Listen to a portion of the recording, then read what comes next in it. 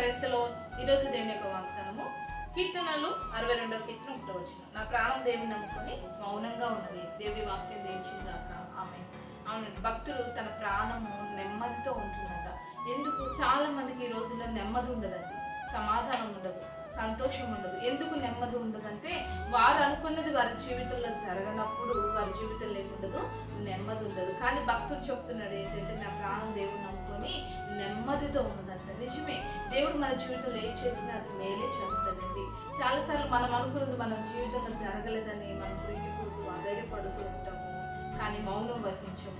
కానీ దేవుడు ఏదైతే నీ పట్ల చేస్తున్నాడో అది సరైనదై ఉన్నది.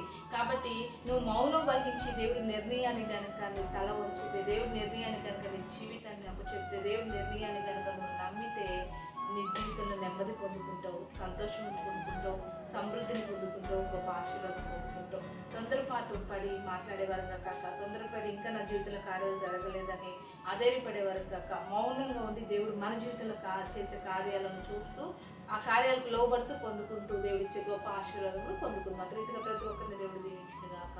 ఆమె ప్రార్థన చేసుకుందామండి. సకల ఆశీర్వాదాలకు కారణభూతరమైన మా ప్రేపరలో ఉందంటే ఒక ప్రార్థనలు ఎదుస్తున్నాం. ప్రతి విధంగా జ్ఞాపకం చేసుకుని ప్రభావ ఆయన తొందరపడే నిర్ణయాలు కాక, తొందరపాటు మాటలు కాక, ఆయన నీ నిర్ణయానికి కట్టుబడి నువ్వు ఏది చేసినా తల్లి వారి జీవితంలో మేలు చేస్తానని గ్రహించి మౌనంతో నీ కార్యాలు చూసే కృప ప్రతి ఒక్కరికి దయచేయమని యేసు నామములో ప్రార్థిస్తున్నాం తండ్రి.